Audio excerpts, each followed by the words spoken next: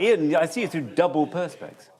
I've seen myself in a bit of you. It's like this is me in 60 years. Phil, I am your father.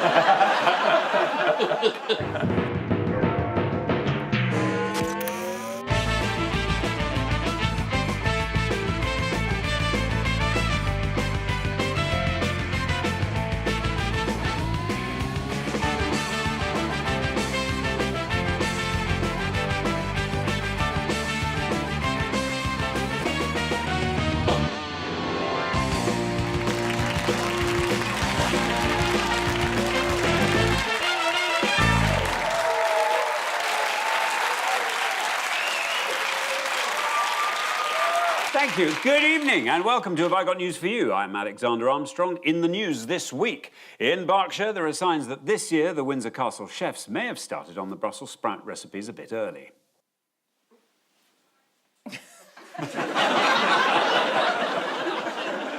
In a bid to boost the public's confidence in the government ahead of the vaccine rollout, there's a blow for Boris Johnson as he sews his tie to his jacket.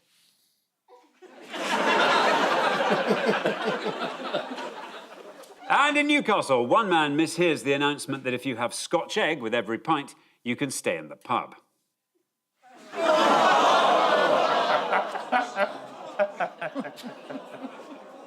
On Ian's team tonight is a comedian who recently tweeted, "Every time David Attenborough is referred to as a naturalist, I picture him completely nude." A dangerous joke for a comic with his surname. Please welcome Phil Wang.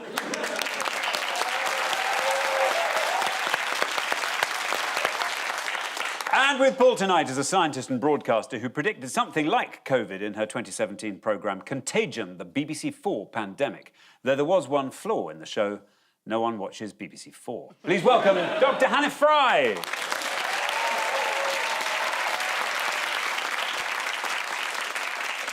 And we begin with the bigger stories of the week. Ian and Phil, you have a look at these. No children in there. Merry Christmas, everyone. Santa's coming and he's bringing needles. That's him retraining, new job, Ocado. Let's go. And he's got bagels. He's got bagels. That's why he's running in a funny way. This is more good news. It is. The Pfizer vaccine's being rolled out. I think the people who are going to be saved first are Boris, Hancock and the rest of the cabinet. And I think they're hoping the vaccine will make us forget the rest of the year. And we'll just think, they're amazing. Matt Hancock told the Commons the batch testing has been completed for the first 800,000 shots of the vaccine. Shots. It's great news, but it's not ideal as a vaccine just yet because it has to be kept at really, really low temperatures. To keep it that cold, basically, Priti Patel has to deliver each one by hand. Or just stare at huge batches of it.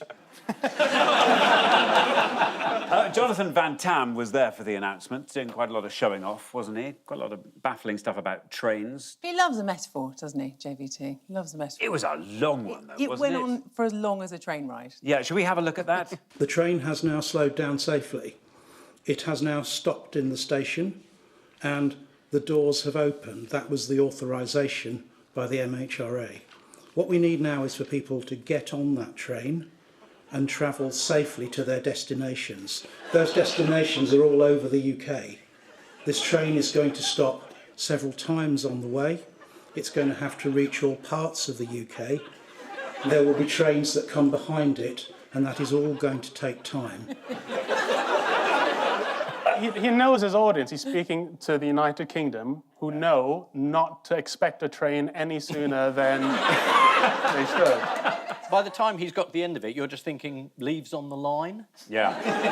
How does that work? Snow? Just waiting for the replacement bus service. Yeah. Whereabouts are we on the scale of recovery?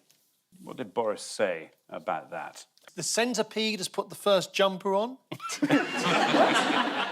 Boris summed it up, telling MPs, is this the end of the beginning or the beginning of the end? Adding, I think we're at the beginning of the end of the second.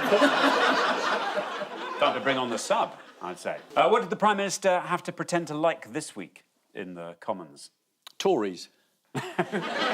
Let's have a look. What the powers of be have done is that they have placed little old Slough in Tier 3, despite the fact that we have been segregated from the wider region, and there are areas in neighbouring London and Essex with higher COVID transmission rates. So why does the Prime Minister hate Slough? What have we done that has annoyed him so much? Well, I love Slough. That's after Slough was placed in Tier 3 restrictions, whereas the whole of the rest of the surrounding area was in Tier 2. Have a look at this. Oh, wow. Actually, there are plenty of good reasons why we should like Slough. Slough invented the zebra crossing, Oh, OK. the wheelie bin, and the planet Uranus. There we are. Was discovered. It invented the planet. It invented Uranus. Yes. That was a busy weekend. Yeah. So it was in Slough that they came up with that name, was it? Yeah, with Uranus. I don't know. Did they Don't know. take It was inspiration from the surroundings? discovered. Yeah. William Herschel, the astrologer, Yes. had his super telescope there and spotted you. He wasn't an astrologer, surely. What did I say? Astrologer? Yes. Wouldn't that be hilarious? No, that would be very funny if he'd said, oh, you're going to have quite a bad week and meet someone who you might grow to love. Uranus is ascending. Boris Johnson has had a lot of difficulty with delivering good news because usually his MO is delivering bad news as if it's good news. Now he's got good news, he has to make sure people don't get overexcited. It's as if every time he's delivering good news about the vaccine, he's going, do keep in mind, I am in charge.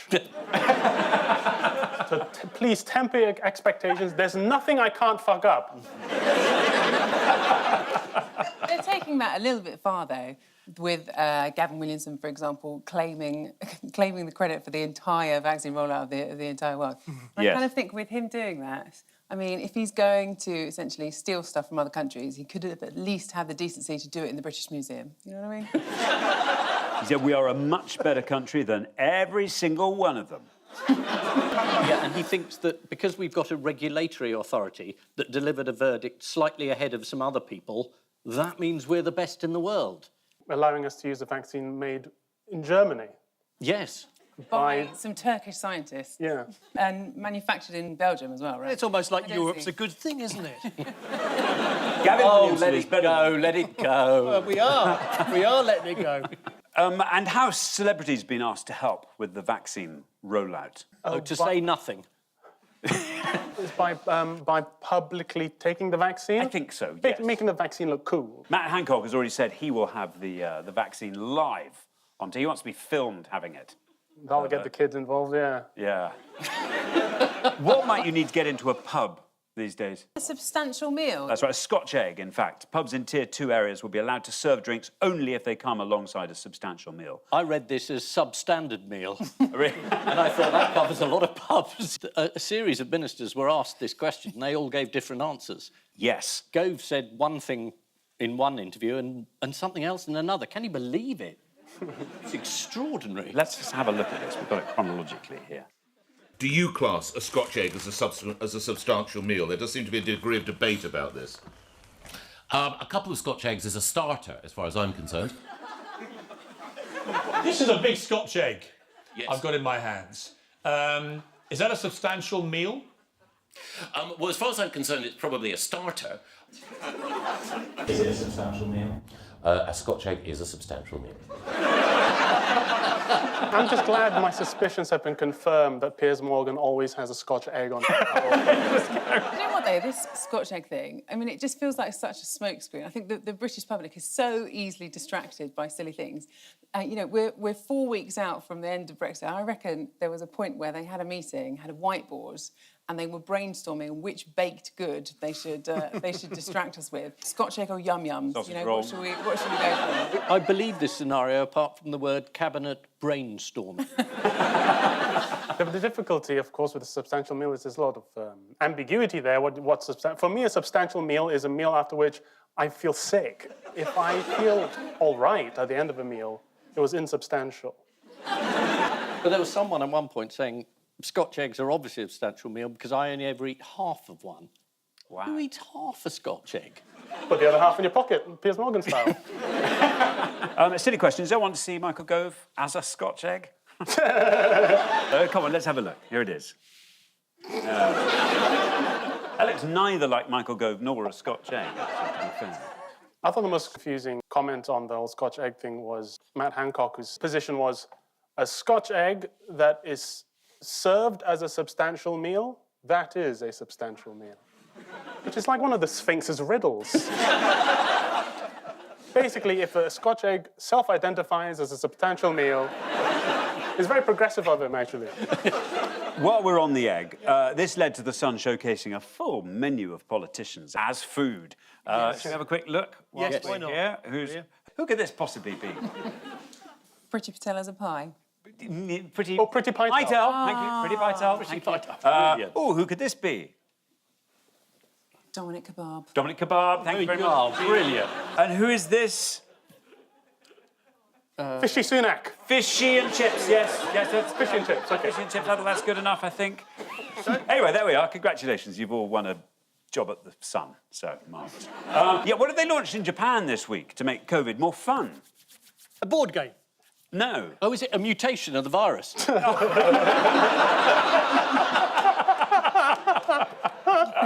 That would be fun, wouldn't it? No, Maskland. Maskland? Yes. Maskland. Which is a face mask theme park with attractions which include an exhibition on the history of face masks. Look at that. That's dreadful. Yeah. And Father Christmas isn't that thin. According to one attendee, I expected more visitors, but it's not so crowded, so it's good. People are always saying infection rates are rising exponentially. What does exponentially mean mathematically? You know, this is one of my big bugbears, actually. Yes. People using the word incorrectly. The real answer is it's something that grows by a fixed fraction in a fixed window of time. So, like, doubles every week. Right. So you think other people lazily use it to just mean, ooh, it's getting big? Yeah. I don't think that's that. very I annoying. know that. Bloody journalists. Right. So almost every hour you must just squirm. Go, I get twice as squirmy every hour. Anyway. What should the public definitely not be doing in their homes this Christmas? Carrying out satanic rituals with their next-door neighbours. Oh, so close. Oh, singing carols? No, that's tier two. Well, actually, yes. Public Health England have advised that at-risk people should not sing or play board games. Well, it's good advice for Alexander, isn't it? Thanks. Thanks for nothing, Public Health England. Thank you. We've got to redefine singing first, though. Just because we're through lots of layers of perspex doesn't mean that doesn't hurt. Thank goodness for that. You must have heard his version of Golden Brown. I thought it was Gordon Brown. We mentioned Brexit at the top of the question. Why have signs in Kent been damaged this week? Are they villages twinned with the French villages, or...? Signs leading into the county have had a bit of a facelift, changing from Garden of England to Toilet of England. They've been put there by anti-Brexit campaigners who say they're concerned by the possibility of 7,000 trucks gridlocked in Kent. But don't worry, the government is on top of it. No one's even going to be able to get there because it's all in Tier 3. According to Kent Online, the group referred to it as Operation Pisspot. But Ian, that's your area, isn't it? Yeah, no, my garden is now... I've put a huge number of portaloos in. I've got about 50 in, and I've got a huge sign saying, come in, it's £1 a piss. That's not a joke. It's an advert. And finally, who'd like to see a squirrel drunk on fermented pears? There we are. Who doesn't want to see it? You see what's happened if they don't eat their Scotch eggs? Imagine if the first time you got drunk, you had no idea what had caused it. Yeah, and you saw that in your garden. This is the great news that the UK is the first country to approve a vaccine. For some, the speed at which the vaccine has been tested and approved has raised eyebrows, but others suffered no side effects whatsoever. The government is keen to enlist famous faces to promote uptake of the vaccine, with the first rollout aimed at care homes and residents... Oh, balls. Can I just read that again? I'm so sorry. Okay, The government residents is- are no balls. I thought it was going to be injected in the arm. The government is keen to enlist famous faces to promote uptake of the vaccine, with the first rollout aimed at care home residents and the over-80s. Excellent. Sounds like another booking for me and Richard. Wetherspoons have introduced a strict 3-pint limit for drinkers, although the latest research from Oxford University suggests that if you drink a half pint followed by a full pint, you actually get 90% more pissed. Paul and Hannah, take a look at this. Yes. These are the new judges for Strictly Come Dancing. A man who's probably not holding on to his job for much longer. And there's a horse's arse. I think this is the moment that horses join the Me Too movement. Yes. I don't know where that badge is going. So, yes, Donald Trump, Melania. Yes. William Barr. Yes. The news that Donald Trump has finally reached the 5th stage of presidential election grief. Acceptance. Yes. Who's Trump blaming for his loss this week? Everyone. He was blaming this weird thing called Big Dump. Oh, I didn't hear about this. Big Dump. Oh, yes. Let's just have a look at this. I was called by the biggest people saying, congratulations, political people. Congratulations, sir, you just won the election. It was 10 o'clock and you looked at the numbers, and I'm sure you felt that way. This election was over, and then they did dumps. They call them dumps, big, massive dumps. He could be talking about the future of Kent there, couldn't he? That's Fox News. That's the standard of news we're going to get, because Murdoch's launching a new channel in Britain, so we can look forward to a big dump from Murdoch. He just can't accept the reality of it, can he? He started even, like, getting angry about just the country of America. He was saying, we're like a third world country, almost like forgetting that he's been in charge of that country for 4 years. This place is a shithole. What happened to it? It was all right before. But he still hasn't got over the fact that they had to add the numbers of people who voted postally. Postally? Is that not a thing? Yeah, but I did postally with people who use the postally system. You're right, it does sound a bit silly. It does a little bit. I but take then it everything back. you say sounds a bit silly to my ears. I think it's perspex screens. It makes you sound like Pinky and Perky. Who's helped to drag Trump a little bit nearer to one of the White House exits this week? William Barr, who's made a last-ditch attempt to salvage his reputation. That's right, the Attorney General. John Goodman lookalike William Barr, here he is. Barr fully backed Trump's calls for an investigation into the election result, but said on Monday, we've not seen fraud on a scale that could have affected a different outcome in the election. It's almost as if Rudy Giuliani is not the gifted legal mind he seems. What does William Barr like to do on his day off? Is it tell the truth? No. No. It involves dressing up and blowing into something. Does he work in Amsterdam? Let's have a look at this. Here we go.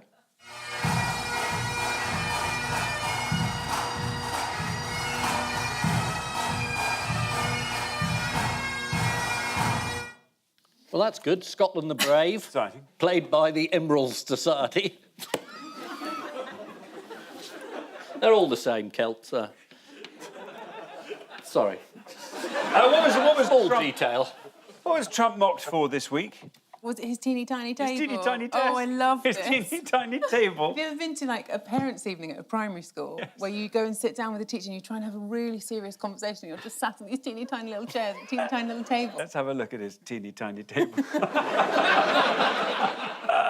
I think what's happened is that he's acted like a child for so long that his team are finally like, right, we're going to start treating you like one, and first we're putting you on that Fisher-Price table. You don't think the removal people have taken away the proper desk? Some of the press speculated he was given the desk as a prank by a disgruntled staffer, which may be why Trump got so annoyed with this reporter. It's a possibility. They're trying to look between you people. Don't talk to me that way. You're just a lightweight. Don't talk to me that way. Don't talk to. I'm the president of the United States. Don't ever talk to the president that way. I am the president. You got to feel for Donald Trump. This really is the worst of all worlds for him, because he's not only is he no longer the president in a month or so, until he is dead, he will have a Secret Service detail around him all the time. So he can't even go back to his life of crime. Who's he keen to get a pardon for before he goes? His family, potentially himself. Potentially himself, although apparently presidents aren't allowed to self-pardon. Well, we don't know because no one's ever tried it. He's also said to be considering a pardon for his son-in-law, Jared Kushner. Yeah. Who just can go back and haunt that Victorian stairway. What's Joe Biden doing here? broke his foot while he was playing with his rescue dogs. That's Makes right. me so happy that even Joe Biden's injuries are wholesome. It's like, it's just very sweet. He was playing with his dog, Major. Oh, There you are. That I mean, is to be fair, Major does look like he's up for a scrap there, doesn't he? Look at that. What's the big fear for Biden now? What, the dog won't make it? Well, no, the dog's fine. The injury could take 6 to 7 weeks to heal, so he might have to wear the boot for his inauguration in January. Biden was keen to shake off any fears about his health. If you think I'm out of energy, think again, kiddo, he told one young 74-year-old supporter.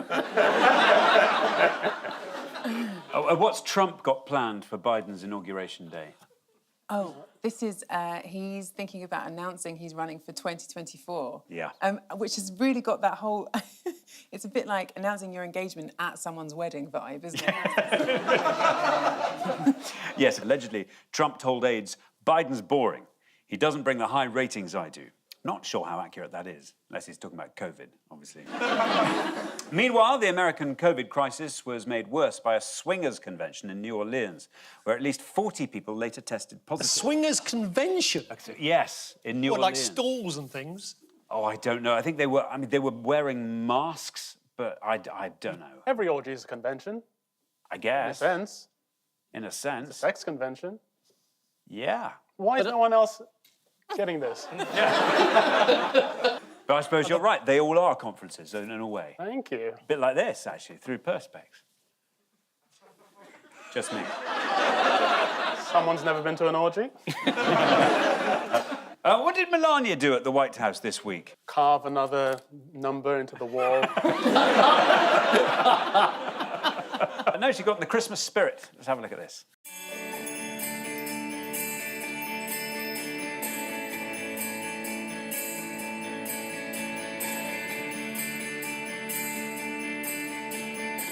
I think she's just looking for an escape route.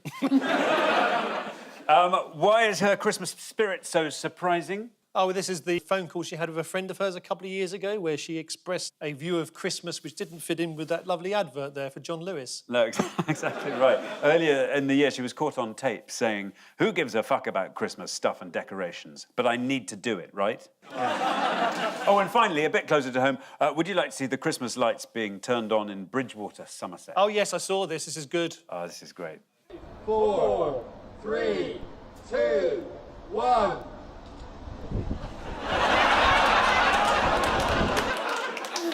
Flawless. This is another messy week in the messy end of Donald Trump's presidency. Trump is exhausting all legal means to swing things back his way, but the result is now looking so clear and obvious that there's only one thing left that could reverse the decision: VAR. Trump hinted he might run for president in 2024 at a meeting of right-wing supporters. According to The Telegraph, many were not wearing masks, though, in their defence, a lot of them were wearing hoods. Also this week, Joe Biden slipped and suffered a hairline fracture in his foot while playing with his dog. Biden is currently wearing a protective boot, but the good news is that in a few weeks, the boot will be removed so that Biden can fit in his coffin. That's because he's old. He's old. He's not that old. Wow. At the end of that round, 2 points each. Well done. Very good.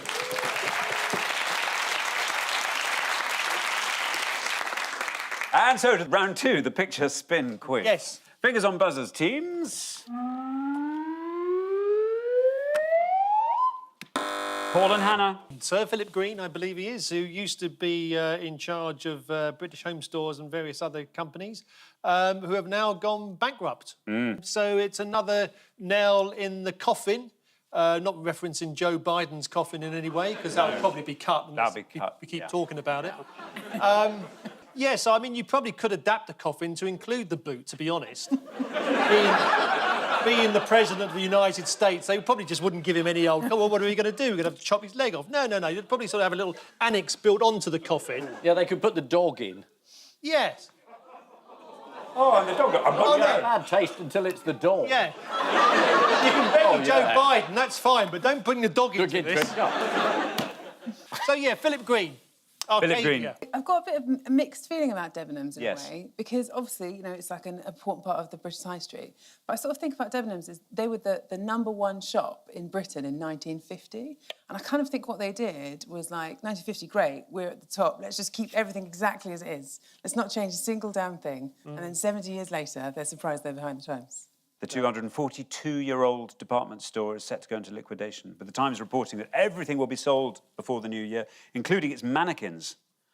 I know what my wife's getting for Christmas. But what's amazing is just how old Debenhams is. I didn't know. Yeah, 240 the year Debenhams, the first Debenhams was opened in London, James Cook landed on Hawaii. That's how... I think he just missed their sale on blankets laced with smallpox. And in that very same year, Joe Biden entered Congress. Because he's quite old, you know. Is that because he's so old? It's because he's so old. Oh, I believe, I bet he's going to die, isn't he? I hope not. Well, if he does, I'm sure they'll make adequate funeral arrangements, don't you think? God, I hope, with that foot. How did Sir Philip react to the impending disaster for British workers? He didn't care. He's on his yacht. According to the Daily Mail, he was spotted relaxing and laughing, topless, I thought it was Topshop. on his multi-million-pound yacht, looking for all the world like a bronzed rotisserie chicken. What, was he being turned round at both ends? You know, Philip Green owns a solid gold Monopoly set, right? That's the sort of like extravagant wealth that he enjoys. Yes. And meanwhile, there's like hundreds of £1 million deficit in the pension fund for Arcadia. I just imagine him and his wife like sitting on their super yacht playing solid gold Monopoly, Solid being gold. like, where did that money go? What is Philip Green's wife, Tina, most worried about? And I'll give you a clue. It's not the redundancies. Well, she's going to fork up to try and cover the gap in the pension funds. Is she? Is she? Well, so I read. Only 50 million a year, though, I think. Yes, no, Only. it's not going to cover all of it. But it's you know, it's a substantial amount. I mean, they took out more money from the company than anyone has ever taken out in any dividend in financial history. Yeah. So they do sort of owe some of it back, I would say. Yes. I don't think he'd agree. The dividend was 1.2 billion, I think. Yeah, that's quite a lot That to is take a out lot. of a company. Yes.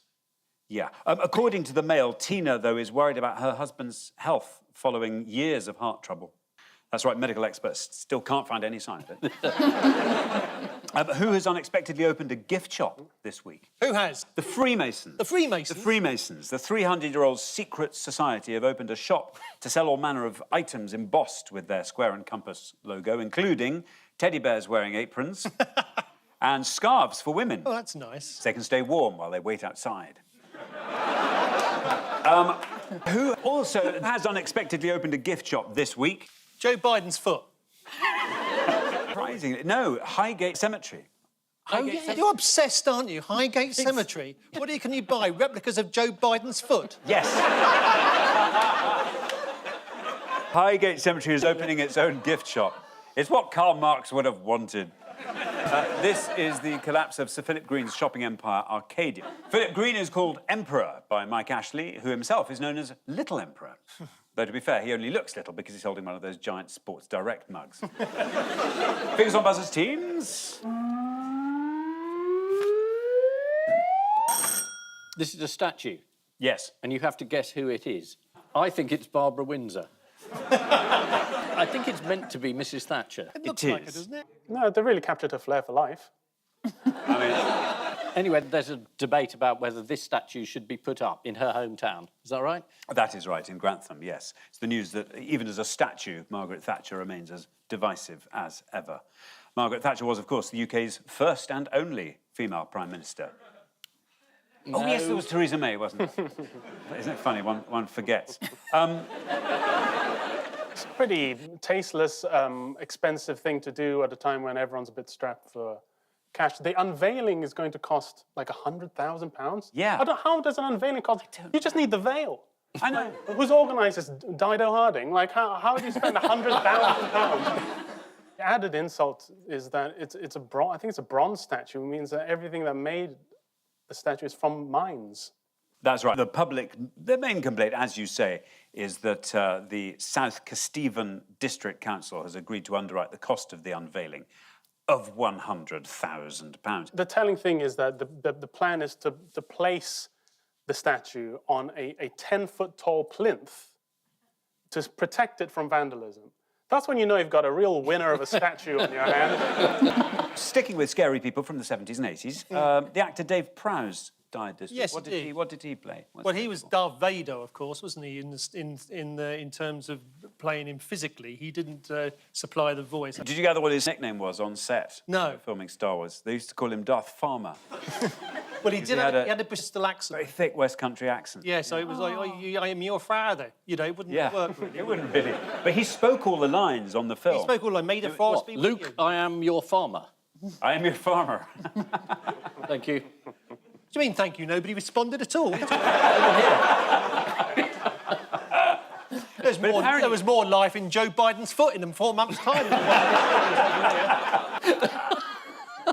It's just desperate. I think he used to do an advert for some kind of washing powder, a washing machine in the 60s, where he would try to wring the washing dry. Like a man squeezing a joke the whole evening. If you're attempting to keep me quiet on this subject, you've just made a horrendous error. This is the controversy over a new statue of Margaret Thatcher. One angry local said the statue amounted to wasting 100,000... Oh, balls, sorry, I'll do it again. Shall I go from the top? Well, hello, I'm Alexander Armstrong. That's the one, yes. It's going to rob the programme of his quiz element, but go on, go for it. I know what I'm going to be saying anyway. Yeah. One angry local said the statue amounted to wasting £100,000 in the middle of a pandemic, which is actually pretty good going by government standards. The statue stands at 10 feet and is made of bronze. Initially, the artist tried to carve it from wood, but he quickly learnt the lady's not for turning. Time now for the odd one out round. Just one between you this week, and your four are the Utah monolith, the welcome sign for a town in Austria, a piece of Roman marble, and Banksy's bike. OK, the town in Austria has got a name which is very amusing to English people, and that's a place called fucking. Well, then, could it be something to do with profanities, then? Because the monolith, when it disappeared... Yes. In the dirt, someone had written, bye, bitch. Yeah, it's not right, but you did actually, in what you said, you didn't actually touch on it. Is it things that have come and gone? Yes. So three of these things have been taken away, one of them has not. Yes. No, the sign's been taken away, the monolith's been taken away, the bike's been taken away, and the Roman statue has had something added to it, so that's the odd one out. It is the odd one out, and yes, I think you're probably right. They've all disappeared, apart from the piece of Roman marble, which was returned by a tourist who stole it. The tourist apologised for taking the piece of marble, saying, I took something that was not rightfully mine.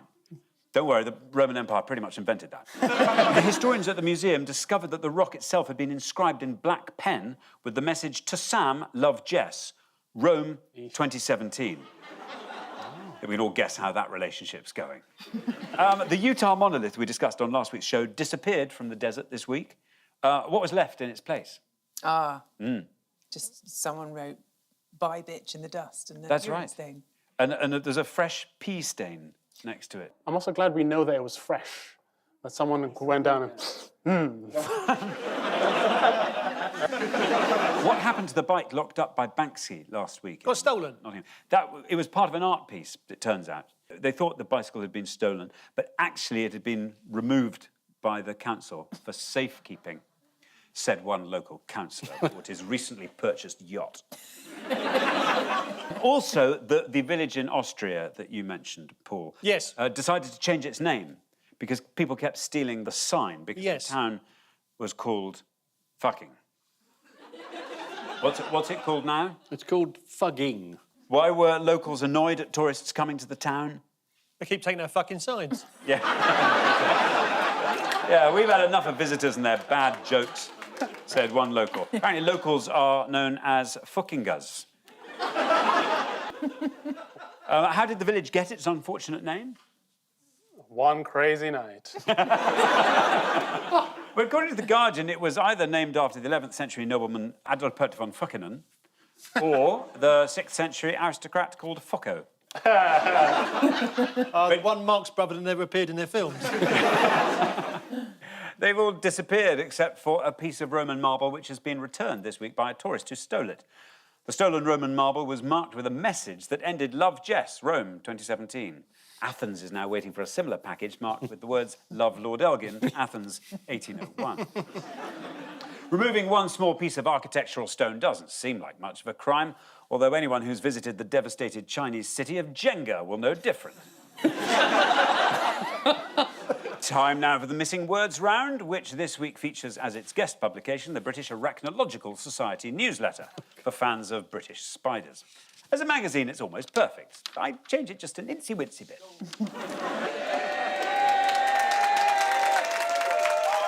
That's nice. Look, you can hear our audience. Oh, no, have we got another audience apart from this one here? In a cinema over the road. Are they allowed to drink? Yes, they are. They've just got vision. What? So the cinema was looking at a blank screen? Couldn't you have shown them Dirty Harry or something? With our voices over it. Oh, the drunk squirrel! Of course we'll see the drunk. Let's have a look at the squirrel after too much fermented pear. Yes, here it comes. The squirrel!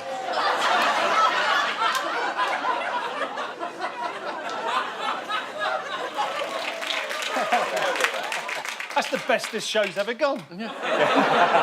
Well, this is an unusual experience because I've got an audience sitting in front of me thinking, I wish that lot would shut up. And I've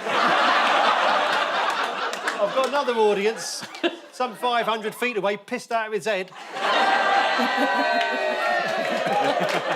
Laughing at its own jokes much louder than they did at any of ours. Did you miss any of the Joe Biden stuff? Because I'm quite happy to repeat.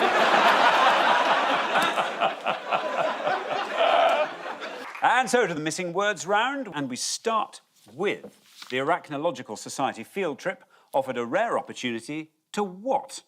Talk to a woman. To meet fellow enthusiasts. To talk about spiders with people who will actually listen to you. This is from the British Arachnological Society newsletter. Spider enthusiasts are quite unusual and look a bit scary, but just remember, they're probably more frightened of you than you are of them. Next, Hampshire man has spent the last 3 weeks what? In Hampshire? No, he spent the last 3 weeks collecting abandoned shopping trolleys and keeping them. Oh. This is Bernie Lucker from Andover, who's so fed up with people leaving trolleys in the street, he's been collecting them and keeping them in his garden. According to the Southern Daily Echo, Bernie Lucker has picked up 65 trolleys so far. Every time Bernie finds an abandoned shopping trolley, he pushes it straight home. Well, I say straight. Next, spider hunting in Britain requires what and what? A glass and a piece of card. Patience and raw courage. Patience and raw sewage. Tiny spears and a degree of insanity. Patience, stamina, and an insatiable desire to trap your prey. Oh, I mean, he's getting very, very close. Good knowledge of lunch spots and great reserves of enthusiasm. They love a Scotch egg, does a spider. Yep. Next, 2020 National Dog Show takes place under COVID restrictions, but dogs in audience, what? Struggle to connect on Zoom. Couldn't watch the video of the drunk squirrel until 3/4 into the show.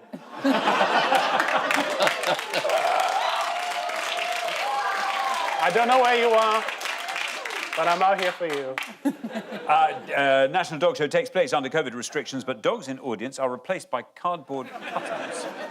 This week, the audience at the National Dog Show were replaced by cutouts of dogs. Here they are.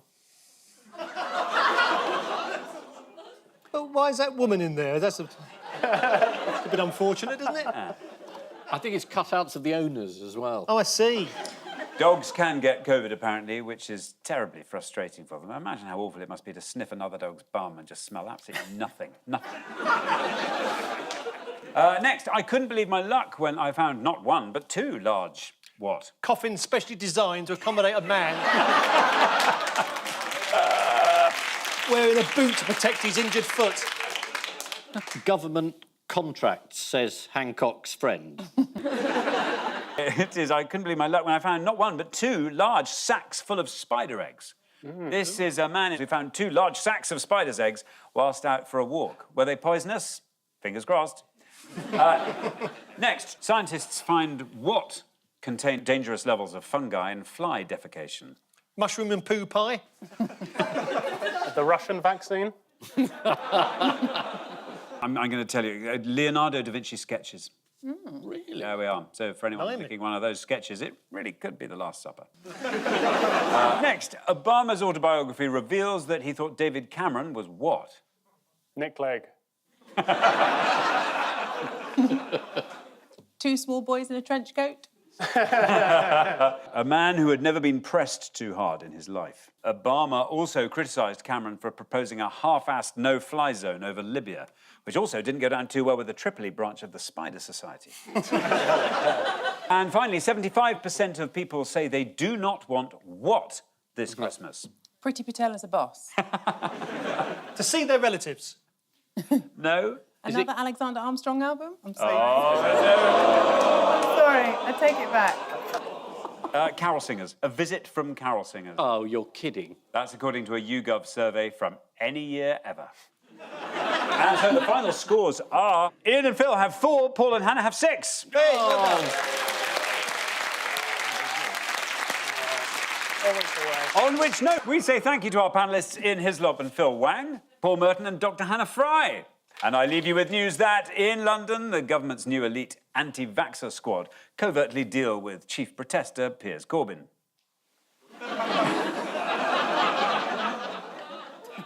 In Witham, after her neighbour asks when she's going to update her seasonal decorations with Christmas ones, Priti Patel asks, what decorations?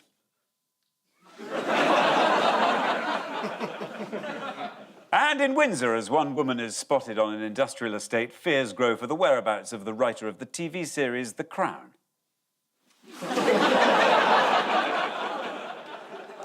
Good night.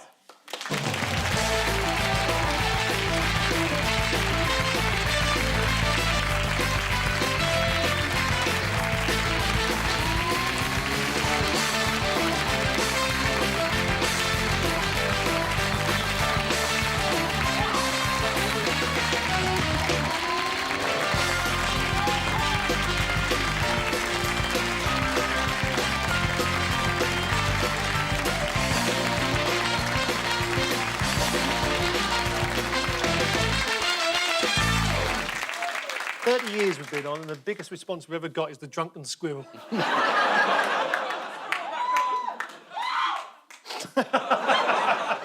I think that is the drunken squirrel.